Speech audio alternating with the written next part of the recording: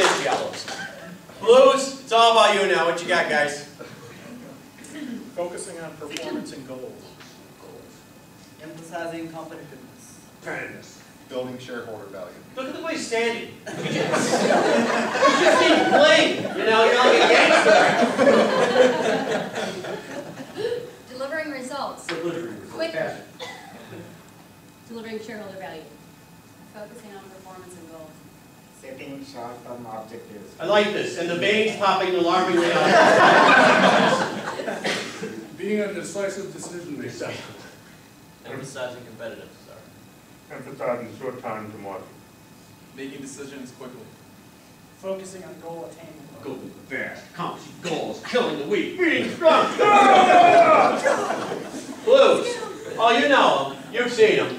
We spray for them, but they keep repopulating. You ever been to the blue meeting? Oh, I dare say you have. You ever been to the blue meeting? What goes on in the blue meeting? Nothing. Nothing? Oh. Yeah, it's very focused. See, to a yellow, it's nothing. I forgot, I'm doing yellows. What goes on in the blue meeting? It's polite? Oh, pounding, yelling, screaming, biting, hitting. Right? Look at them. They're boorish. They're a ghoulish group of people. Is it a long meeting or a short meeting? It's really short. It's like a drive-by shooting. Bang, bang, bang. PowerPoint slides everywhere because they can't speak in complete sentences yet. Bodies on the floor. People have been reassigned. Resources have been reallocated. Decisions have been taken. All in 10 minutes.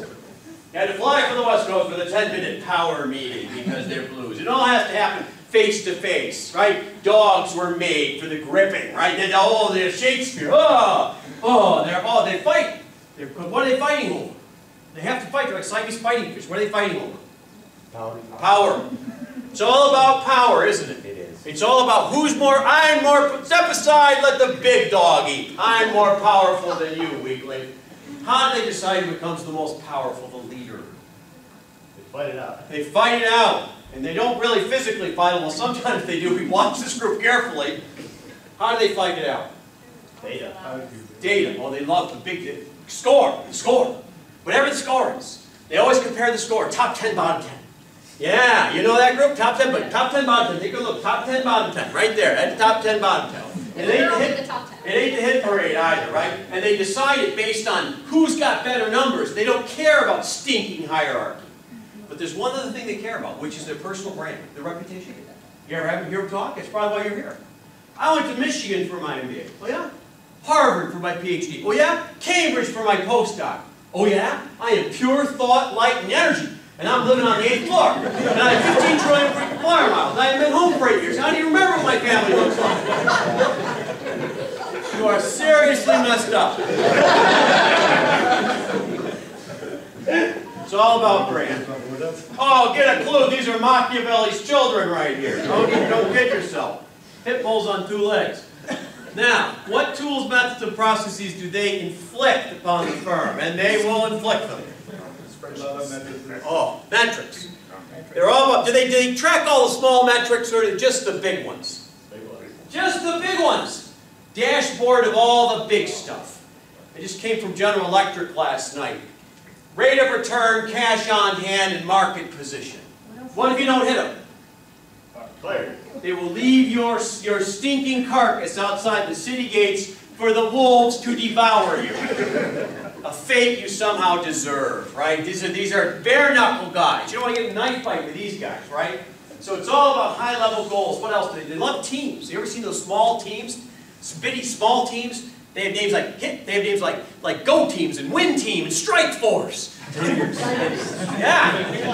Yeah, Tiger Team. Tiger Shark Team. And yeah, SWAT Team. All real nice stuff, right? They're run by guys named Chainsaw and Hitman and Great White Shark. Yeah, they sound like gangsters. They sound, yeah, they'll rough you up in the corner. And they get a couple of McKinsey guys to beat you up if you want to talk about the numbers. And they fly in like seagulls, and they squawk, and they eat all your bread, and they crap all over you, and they fly away. Victory is ours! The quarter is won. Yeah, it's these guys. Now, one other thing that they love. So in addition to the high-level goals and the dashboards and the short teams, they love to grow the company. This is one of the great growth engines of the company. It is what we call inorganic growth. What is the fastest way to grow? Beat somebody up and steal their lunch money. That's how you grow. And think about the language of acquisition. Strike price, kill zone, right? These are not nice people. They're looking for it. Now you are weak. I am now going to take you over. Yahar, prepare to be boarded. And why did you acquire us? Because we could. Right? That's how it's supposed to work. Capitalism is supposed to be the strong eating the weak, right? That's how they are. So they love acquisition. Hello, pirates. They love short-term teams. They love dashboards. Why do they fire people? Other than it's early in the week and we're just about to go to lunch, let's fire some people, play a round of golf. What the hell? Why do they really fire people? For breathing. Perfect. Yeah. For breathing. Inefficiently. They didn't, pardon? For breathing inefficiently. For breathing inefficiently. Not producing. For not hitting the numbers. And a blue will say, business is business. A blue will say, you're fired. Want to have a drink later? No, you're miserable. Quick, you fired me. To a blue, just business, right? Not emotional. Where do we find blues? Where do we see them? CFOs. CFOs. Controllers. Pardon? Controllers. Controllers, treasury, all that stuff, finance. Where else do we find the blues? Operation. Good, the ops, brand managers, anything that rolls up to the street, right? We're going to find blues there. We're going to find blues in some parts of the marketing strategy organization that has target numbers. We're going to find blues. What are blue firms? The blue firms are the darling of all the exchanges. The DAX, the FTSE. Who are the blues? Who are the big blues? GE. GE, 300,000 people, but a different 300,000 people than last year. General Electric. The Romans are coming. Right? Microsoft. Do you know what they used to call the product release cycle? The death march. Talk about politically incorrect. Right? The death, the trail of tears. What did it mean? It meant that you were going to release the product on time. And why do we write about Bill Gates? How many earnings targets did he ever miss? None. That's right. Now look at him now. Yes. What do they say about Palmer? He's missed 5. He's weak. It's like Heart of Darkness. Somebody must go upriver and take care of that. Right? The herd must be thinned. Right? The bloodline must stay strong. They're blues. How about financial services firms? Do you really seriously believe that we didn't know the market was going to tank? They did a lot of work at the Federal Reserve. Do you think we didn't know? What's the real question then? Why didn't you stop? Do they stop? Take a look at them. Do they stop? They don't even know where the brake is. You know, oh, there's a turn here. Oh! What are they mad about now? We're screwed around too long. We've got to go fast again. Right? They're mad. Get all the regulators off us. We want to go fast. You just drove over the cliff. No. So we're going to find those in places, even places like P&G, they talk about you being yellow firms. They're still blue firms. We look at these kind of firms. Now, what value? Why have them? Why have them? They're so aggressive. Why have them? What do we get for them? You get things done, but what kind of things do they get done? Money. They get money. Whatever you call money, revenue, rate of return, whatever you want to call money, these are the money hawks. They smell money really well, and they get money when? Now. So you read those New Age books, The Power of Now. Their New Age book is The Power of Now, damn it. Now, damn it. This is the now, damn it. Right? So they're really fast, and they get money. Are they fast? Are they slow? But they're the fastest short-term group here. Are their approaches breakthrough or incremental? Breakthrough. Breakthrough, yeah, that's what they think. Between us girls, they have a little size distortion challenge. You're not that breakthrough, blues. You're just real fast guys. You're not breakthrough at all, right? You're kind of moderate. What's the dark side of the blues? What's the dark side? Overall picture. Overall picture, a lot of road pizza. They miss a lot of turns. What else? Morale. Too aggressive. Morale. Yeah. They're not sustainable.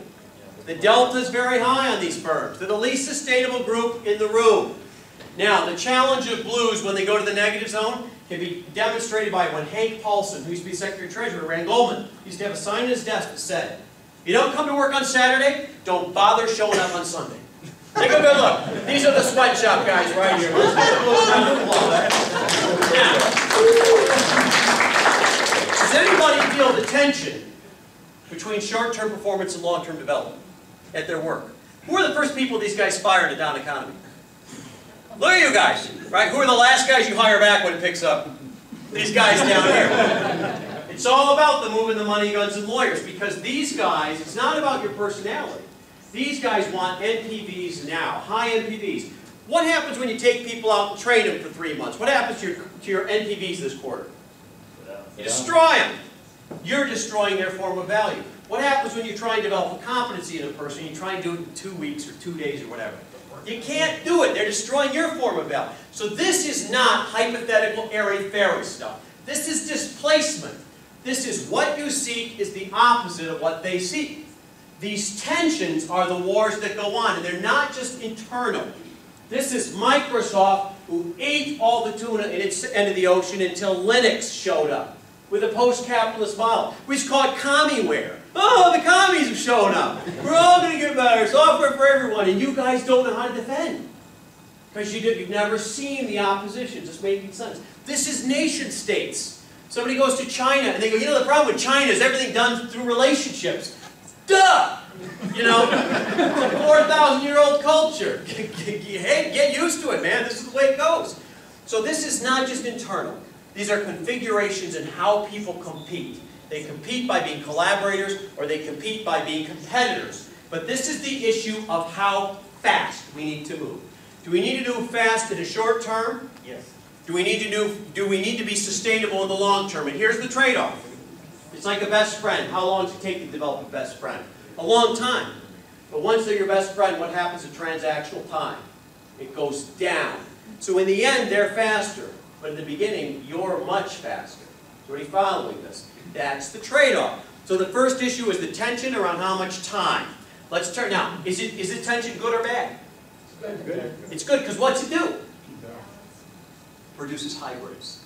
It's not just about balance. It's constructive conflict. Now, if I may draw an analogy for you, and I'm not trying to be radical here. Look at healthcare, the healthcare bill. What did you have in the healthcare bill? You had one group that said nothing will change. What did the other group say?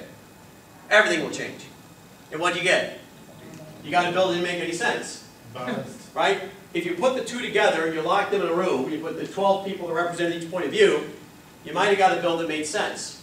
The bill doesn't make sense not because of constructive conflict. The bill doesn't make sense because you didn't have it. Is this making sense to you? Had you made them have constructive conflict, you would have gotten something out of the bill that made sense to more constituencies. That's kind of what we're talking about. How do you constructively, not negatively, not destructively, constructively engage the opposition?